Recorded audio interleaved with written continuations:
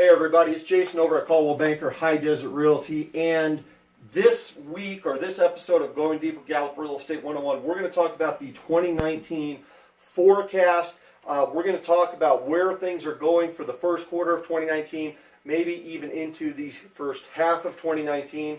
The reason I want to get on the front side of this for you guys is there's been a little bit of media attention saying that maybe prices are going to depreciate. I want to let you guys know that it is not on the verge of depreciation. There's still some really good things coming for you in the real estate market in the near future.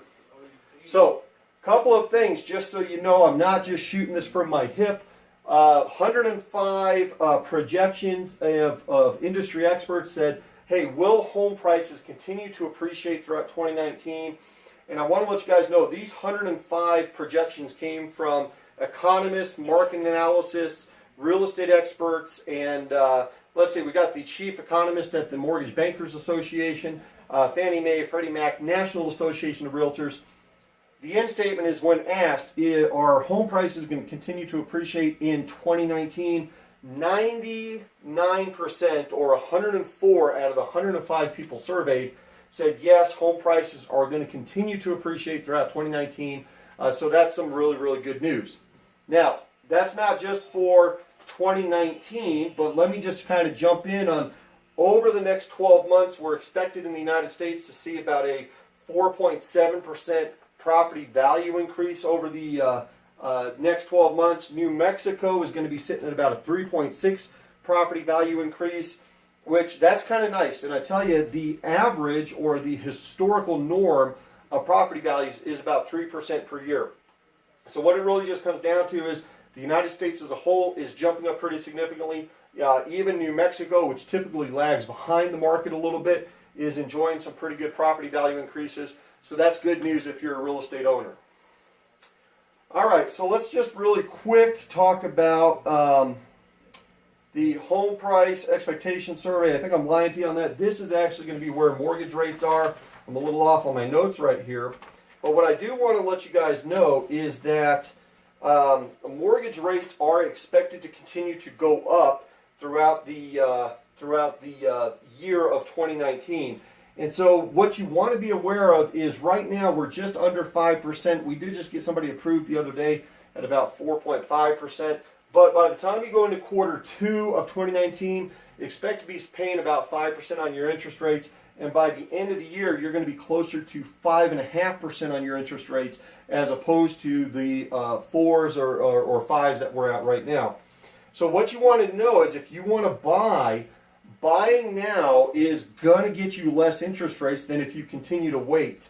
If you continue to wait, your cost is going to increase, and especially with some of the numbers that you're looking at, you can see that there's going to be quite a jump on the interest rates as we go into the end of 2019. So, with the interest rates jumping up, with price values going up, you might want to ask, what's the affordability? Are homes still affordable? And so CoreLogic came in and they took a survey on what the national home buyer's typical mortgage payment is.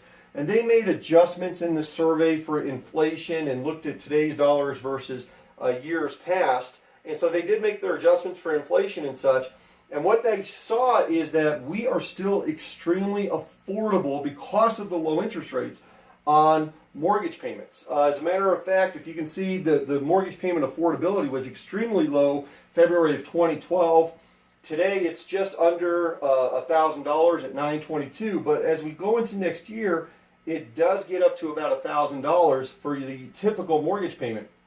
You want to be aware that this is about the same dollar amount as where it was in January 2000, when we take into account inflation and all that other type of stuff. So it's still extremely affordable to buy a house today. Interest rates still historically are very low in that 5% range. So just keep in mind that that's kind of where we're at as far as the interest rates. Even though they are creeping up, you're still extremely affordable.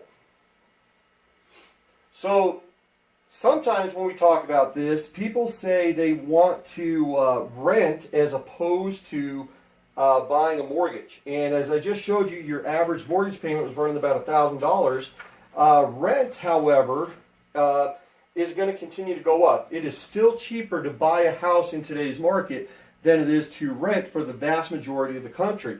So understand that when you buy a house, for the most part, your housing expense is locked in for 30 years. It's not going to change on you.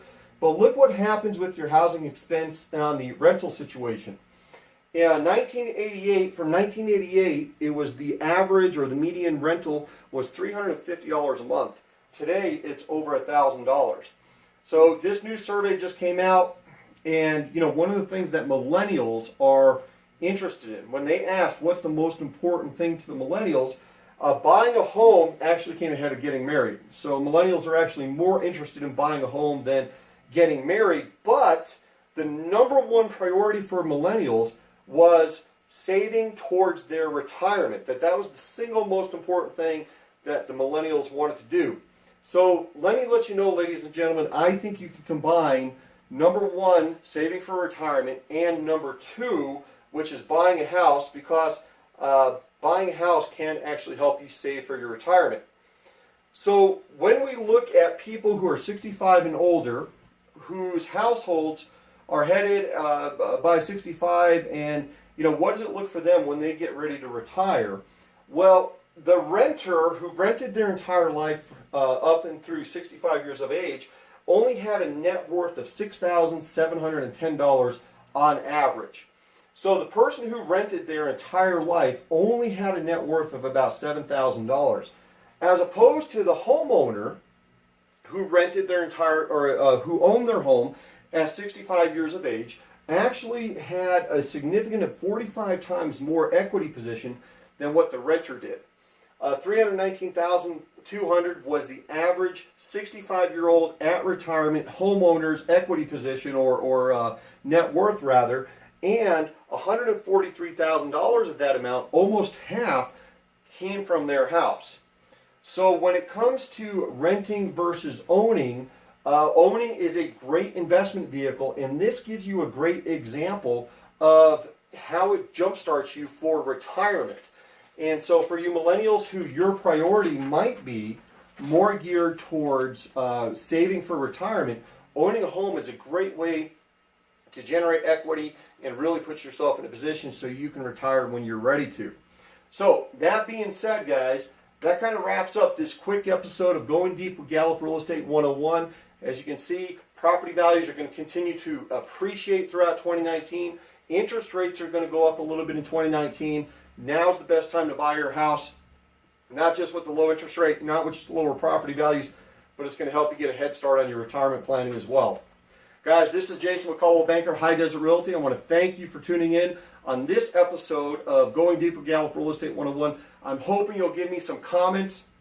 Share this with your friends and family. Let's get the word out about what's going on in 2019 so you and your family can make good, intelligent decisions when it comes to buying your house. Thank you so much. Take care. Bye-bye.